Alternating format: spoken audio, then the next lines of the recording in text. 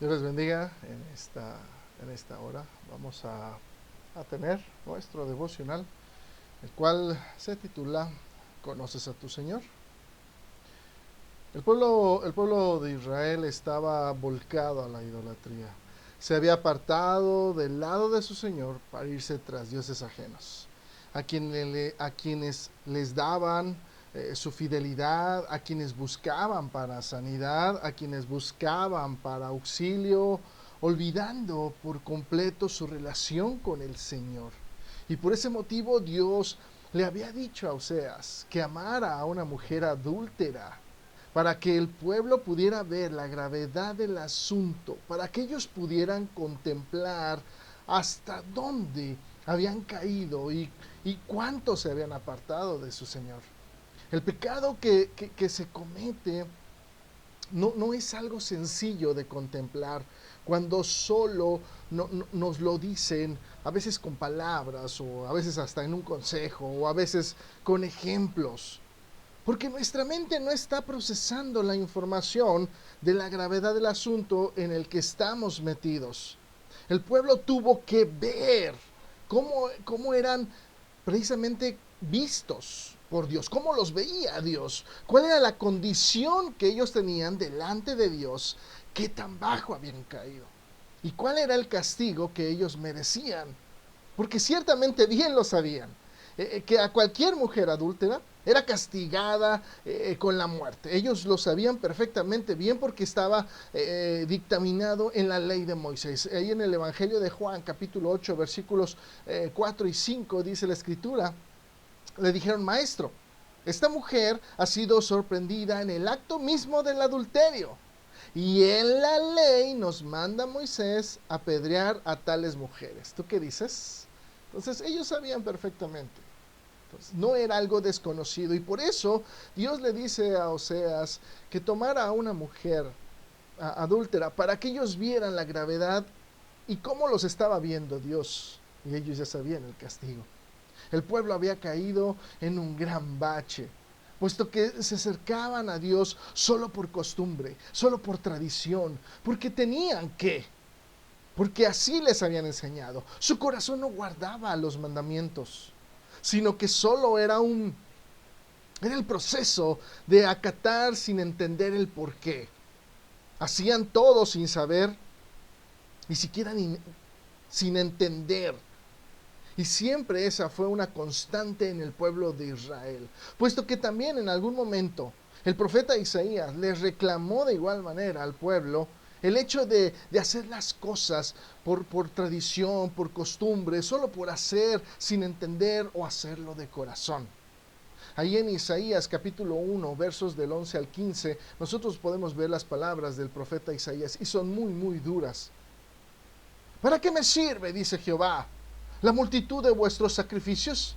Hastiado estoy de holocaustos de carneros y de cebo de animales gordos, dice. No quiero sangre de bueyes, ni de ovejas, ni de machos cabríos. ¿Quién demanda, dice, esto de vuestras manos?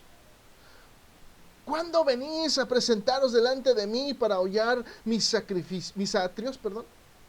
No me traigáis más vana ofrenda, dice. El incienso me es abominación. Luna nueva y día de reposo, el convocar asamblea, no lo puedo sufrir. Son iniquidad vuestras fiestas solemnes, vuestras lunas nuevas, vuestras fiestas solemnes, las tiene aborrecida mi alma, me son gravosas, cansado estoy de soportarlas. Cuando extendáis vuestras manos, yo esconderé de vosotros mis ojos. Asimismo, cuando multipliquéis, dice, las oraciones, yo no oiré. Llenas están de sangre vuestras manos. Qué triste que Dios vea a su pueblo así. Entonces, ¿qué significaban para el pueblo de Israel estas palabras que les habló Dios? Allí en Oseas capítulo 6, verso 6, cuando dice: porque misericordia quiero y no sacrificio, y conocimiento de Dios más que holocausto. Tanto tiempo que Dios había estado con su pueblo y no lo conocían. No sabían qué era lo que Dios prefería. No sabían cuáles eran sus gustos. No sabían qué era lo que más amaba a su Señor. No sabían cómo tratar a su Señor, tal como le sucedería precisamente a una mujer adúltera que ni siquiera sabe con quién está. Lo único que le importa, lo único que le interesa es lo que obtiene de esa persona, de su pareja. Dios le estaba diciendo a su pueblo cuáles eran sus gustos, cuáles eran sus preferencias, ya que su pueblo no mostraba ningún interés por conocer a su Señor. Él les tenía que decir qué es lo que quiere, qué es lo que prefiere. Y por eso les dice, yo quiero, uno, lealtad. En el Salmo 36:5 dice el salmista: Jehová, hasta los cielos llega tu misericordia, y tu fidelidad alcanza hasta las nubes. La lealtad es una virtud que se desarrolla en la conciencia y expresa sentimiento de respeto y fidelidad, que implica precisamente el cumplir con un compromiso aún frente a circunstancias cambiantes, adversas, difíciles. Cosa que por supuesto le estaba faltando al pueblo de Israel. Era precisamente lo que no tenía, lealtad. Lealtad para con su Dios. Puesto que a la primera de cambios ya estaban coqueteando con los dioses falsos de las naciones vecinas. Y aún de lo que conocían de Dios, lo hacían sin tener el más mínimo de respeto por lo que estaban haciendo o para quién lo estaban haciendo. Solamente lo hacían porque lo tenían que hacer. Pero en su corazón no existía absolutamente nada de agradecimiento o reconocimiento para su hacedor. Y número 2, conocimiento. Dice en Juan 17:3, y esta es la vida eterna, que te conozcan a ti, el único Dios verdadero, y a Jesucristo a quien has enviado. Yo preguntaría, ¿de qué vale la vida si no está Dios en ella? Porque ciertamente podrías disfrutar de todos los deleites que este mundo puede ofrecer.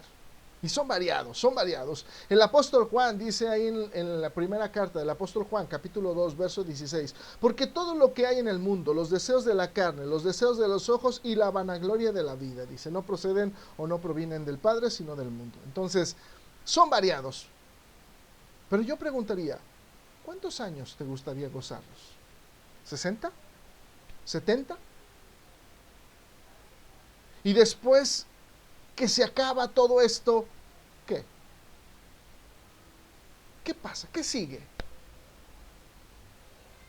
Y precisamente por eso el Señor hizo una pregunta muy interesante. Allí en Mateo 16:26, el Señor dice, porque ¿qué aprovechará el hombre si ganare todo el mundo y perdiere su alma? ¿O qué recompensa dará el hombre por su alma? Y exactamente eso es lo que pide Dios de todos nosotros: fidelidad y conocimiento. A modo de que no nos suceda lo mismo que le pasó al pueblo de Israel, que por desobediencia fueron destruidos y llevados cautivos por sus enemigos, perdiendo su identidad, perdiendo su comunión, perdiendo su relación con Dios. ¿Nos pide fidelidad el Señor? Apocalipsis 2:10 dice, no temas en nada lo que vas a padecer. He aquí, el diablo echará a algunos de vosotros en la cárcel para que seáis probados y tendréis, dice, tribulación por 10 días. Sé fiel hasta la muerte y yo te daré la corona de la vida. ¿Nos pide conocimiento? Dice la Escritura en Juan 7:17, el que quiera hacer la voluntad de Dios, conocerá si la doctrina es de Dios o si yo hablo por mi propia cuenta, dice el Señor. Y también dice ahí más adelante en Juan 8:32, y conoceréis la verdad, y la verdad os hará libres. ¿Qué tan importante es la fidelidad y el conocimiento para nuestro Dios? Es demasiadamente importante. Tanto que por muchísimos años se lo estuvo recalcando a su pueblo y casi nunca le pusieron atención y por eso perecieron. La pregunta es, ¿seremos igual de descuidados que el pueblo de Israel? Por eso mismo, hazte un examen de conciencia y pregúntate realmente, con corazón en la mano, a nadie vas a engañar, te engañas a ti mismo, pero pregúntate y contesta fielmente, sinceramente, ¿conoces a tu Señor? Pregúntalo, pregúntale a tu corazón, ¿conozco a mi Señor? De eso depende la vida eterna. Dios te bendiga.